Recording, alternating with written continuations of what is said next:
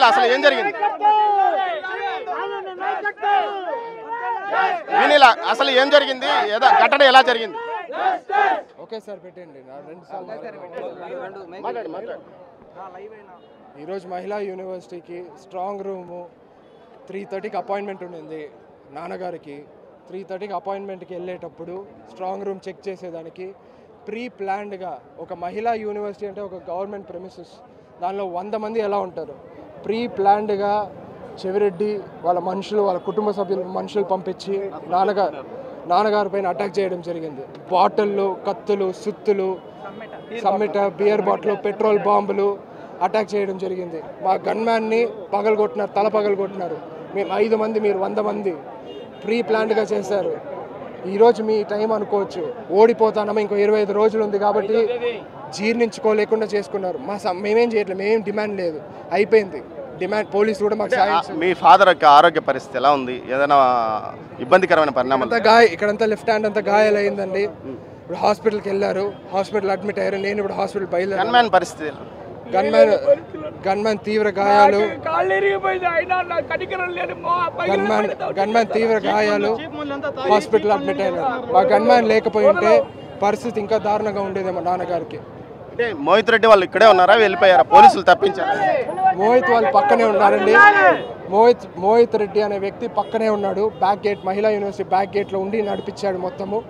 పోలీసులు దగ్గరుండి అతని ఇంటికి పంపించడం జరిగింది. ఆ పోలీస్ అధికారుల పేరు కూడా తెలుసు. మోహిత్ రెడ్డి గారు కూడా ఏం చేశాడో తెలుసు. ఈ కొజ్జా కుటుంబంకి జూన్ 5వ తేదీ సమాధానం ఇస్తారు.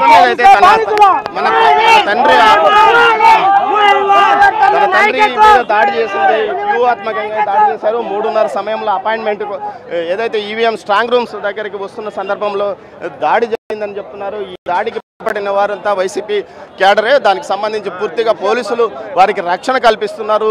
పోలీసుల ఆధ్వర్యంలోనే ఈ దాడులు జరిగాయి. ఒక పోలీస్ అధికారి కావాలనే దగ్గరుండి ఇవన్నీ నడిపించాడని చెప్తున్నారు. మరోవైపు పద్మావతి మహిళా యూనివర్సిటీ మెయిన్ ఎంట్రన్స్ గేట్ వద్దకు పోలీసులు పెద్ద ఎత్తున చేరుకున్నారు. మనం చూడవచ్చు ఇప్పటికీ సుమారు లోపల బయట ఒక 100 మందికి పైగా పోలీసు అధికారులు ఇక్కడికి చేరుకొని పోలీసుల సిబ్బందిని, ఆర్మడ్ సిబ్బందిని ఏర్పాటు చేశారు.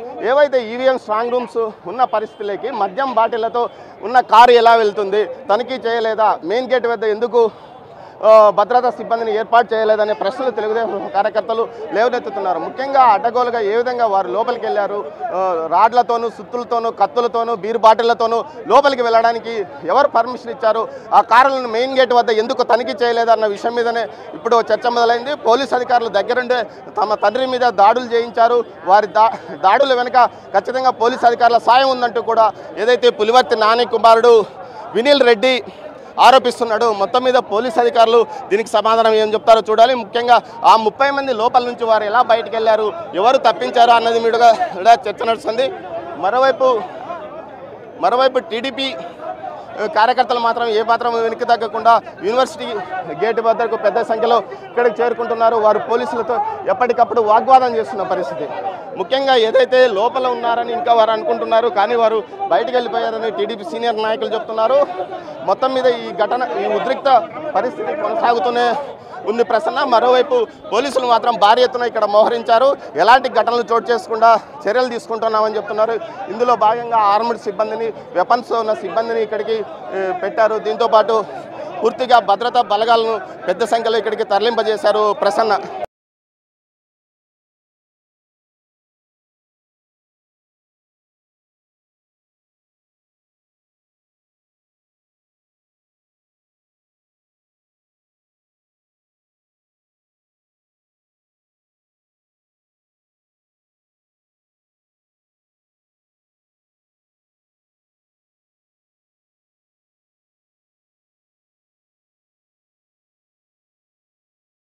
ప్రసన్న లోతో పాటు మరో ఈరోజు అబ్బాయి వినీల్ ఉన్నాడు. అసలు వినీల్ అసలు ఏం జరిగింది? వినీల్ అసలు ఏం జరిగింది? ఘటన ఎలా జరిగింది? ఓకే సార్ పెట్టండి. ఈరోజు మహిళా యూనివర్సిటీకి స్ట్రాంగ్ రూము 3:30కి అపాయింట్మెంట్ ఉండింది నాన్నగారికి. 3:30కి అపాయింట్మెంట్కి వెళ్ళేటప్పుడు స్ట్రాంగ్ రూమ్ చెక్ చేసేదానికి ప్రీ ప్లాన్డ్గా ఒక మహిళా యూనివర్సిటీ అంటే ఒక గవర్నమెంట్ ప్రెమిసెస్, దానిలో 100 మంది ఎలా ఉంటారు, ప్రీ ప్లాన్డ్గా చెవిరెడ్డి వాళ్ళ మనుషులు, వాళ్ళ కుటుంబ సభ్యులు మనుషులు పంపించి నాన్నగారి పైన అటాక్ చేయడం జరిగింది. బాటిళ్ళు, కత్తులు, సుత్తులు, సమ్మిట, బియర్ బాటిల్, పెట్రోల్ బాంబులు అటాక్ చేయడం జరిగింది. మా గన్మ్యాన్ని పగలగొట్టినారు, తల పగలగొట్టినారు. మేము 5 మంది, మీరు 100 మంది. ప్రీ ప్లాన్డ్గా చేశారు. ఈరోజు మీ టైం అనుకోవచ్చు, ఓడిపోతానమా, ఇంకో 25 రోజులు ఉంది కాబట్టి జీర్ణించుకోలేకుండా చేసుకున్నారు. మేమేం చేయట్లేదు, మేమేం డిమాండ్ లేదు, అయిపోయింది డిమాండ్. పోలీసులు కూడా మాకు సాయం. మీ ఫాదర్ యొక్క ఆరోగ్య పరిస్థితి ఎలా ఉంది? ఏదైనా ఇబ్బందికరమైన పరిణామం? ఇక్కడంతా లెఫ్ట్ హ్యాండ్ అంతా గాయాలైందండి. ఇప్పుడు హాస్పిటల్కి వెళ్ళారు, హాస్పిటల్ అడ్మిట్ అయ్యారు. నేను ఇప్పుడు హాస్పిటల్ బయలుదేరాను. గన్మ్యాన్ పరిస్థితి?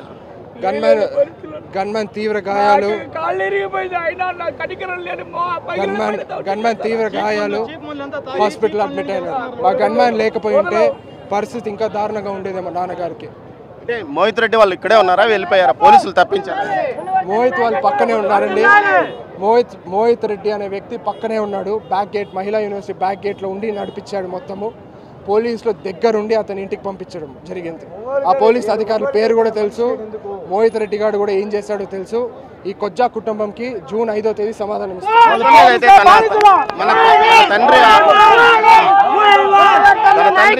దాడి చేసింది, వ్యూహాత్మకంగా దాడి చేశారు. 3:30 సమయంలో అపాయింట్మెంట్ ఏదైతే ఈవీఎం స్ట్రాంగ్ రూమ్స్ దగ్గరికి వస్తున్న సందర్భంలో దాడి జరిగిందని చెప్తున్నారు. ఈ దాడికి పడిన వారంతా వైసీపీ క్యాడరే. దానికి సంబంధించి పూర్తిగా పోలీసులు వారికి రక్షణ కల్పించారు. అబ్బాయి వినీల్ ఉన్నాడు. అసలు వినీల్ అసలు ఏం జరిగింది? వినీల్ అసలు ఏం జరిగింది? ఘటన ఎలా జరిగింది? ఓకే సార్, పెట్టండి. ఈరోజు మహిళా యూనివర్సిటీకి స్ట్రాంగ్ రూము 3:30కి అపాయింట్మెంట్ ఉండింది నాన్నగారికి. 3:30కి అపాయింట్మెంట్కి వెళ్ళేటప్పుడు స్ట్రాంగ్ రూమ్ చెక్ చేసేదానికి ప్రీ ప్లాన్డ్గా ఒక మహిళా యూనివర్సిటీ అంటే ఒక గవర్నమెంట్ ప్రెమిసెస్, దానిలో 100 మంది ఎలా ఉంటారు, ప్రీ ప్లాన్డ్గా చెవిరెడ్డి వాళ్ళ మనుషులు, వాళ్ళ కుటుంబ సభ్యులు మనుషులు పంపించి నాన్నగారి పైన అటాక్ చేయడం జరిగింది. బాటిళ్ళు, కత్తులు, సుత్తులు, సమ్మిట, బియర్ బాటిల్, పెట్రోల్ బాంబులు అటాక్ చేయడం జరిగింది. మా గన్మ్యాన్ని పగలగొట్టినారు, తల పగలగొట్టినారు. మేము 5 మంది, మీరు 100 మంది. ప్రీ ప్లాన్డ్గా చేశారు. ఈరోజు మీ టైం అనుకోవచ్చు, ఓడిపోతానమా, ఇంకో 25 రోజులు ఉంది కాబట్టి జీర్ణించుకోలేకుండా చేసుకున్నారు. మేమేం చేయట్లేదు, మేమేం డిమాండ్ లేదు, అయిపోయింది డిమాండ్. పోలీసులు కూడా మాకు సాయం. మీ ఫాదర్ యొక్క ఆరోగ్య పరిస్థితి ఎలా ఉంది? ఏదైనా ఇబ్బందికరమైన పరిణామం? ఇక్కడంతా లెఫ్ట్ హ్యాండ్ అంతా గాయాలైందండి. ఇప్పుడు హాస్పిటల్కి వెళ్ళారు, హాస్పిటల్ అడ్మిట్ అయ్యారు. నేను ఇప్పుడు హాస్పిటల్ బయలుదేరాను. గన్మ్యాన్ పరిస్థితి? గన్మ్యాన్ తీవ్ర గాయాలు, గన్మ్యాన్ తీవ్ర గాయాలు, హాస్పిటల్ అడ్మిట్ అయినారు. మా గన్మ్యాన్ లేకపోయి ఉంటే పరిస్థితి ఇంకా దారుణంగా ఉండేదేమో నాన్నగారికి. అంటే మోహిత్ రెడ్డి వాళ్ళు ఇక్కడే ఉన్నారా, వెళ్ళిపోయారా? పోలీసులు తప్పించారు. మోహిత్ వాళ్ళు పక్కనే ఉన్నారండి. మోహిత్ రెడ్డి అనే వ్యక్తి పక్కనే ఉన్నాడు. బ్యాక్ గేట్, మహిళా యూనివర్సిటీ బ్యాక్ గేట్లో ఉండి నడిపించాడు మొత్తము. పోలీసులు దగ్గరుండి అతని ఇంటికి పంపించడం జరిగింది. ఆ పోలీస్ అధికారుల పేరు కూడా తెలుసు. మోహిత్ రెడ్డి గారు కూడా ఏం చేశాడో తెలుసు. ఈ కొజ్జా కుటుంబంకి జూన్ 5వ తేదీ సమాధానం ఇస్తారు.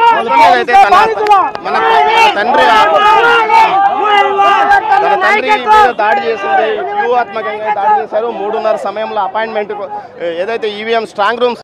అబ్బాయి వినీల్ ఉన్నాడు. అసలు వినీల్ అసలు ఏం జరిగింది? వినీల్ అసలు ఏం జరిగింది? ఘటన ఎలా జరిగింది? ఓకే సార్, పెట్టండి.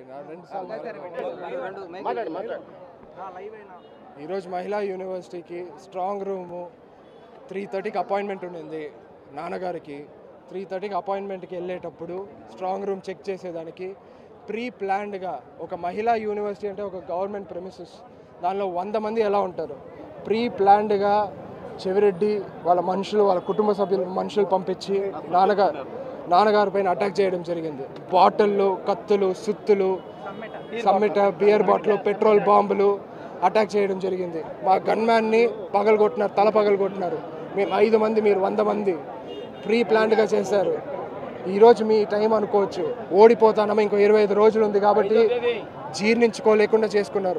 మేమేం చేయట్లేదు, మేమేం డిమాండ్ లేదు, అయిపోయింది డిమాండ్. పోలీసులు కూడా మాకు సాయం. మీ ఫాదర్ యొక్క ఆరోగ్య పరిస్థితి ఎలా ఉంది? ఏదైనా ఇబ్బందికరమైన పరిణామం?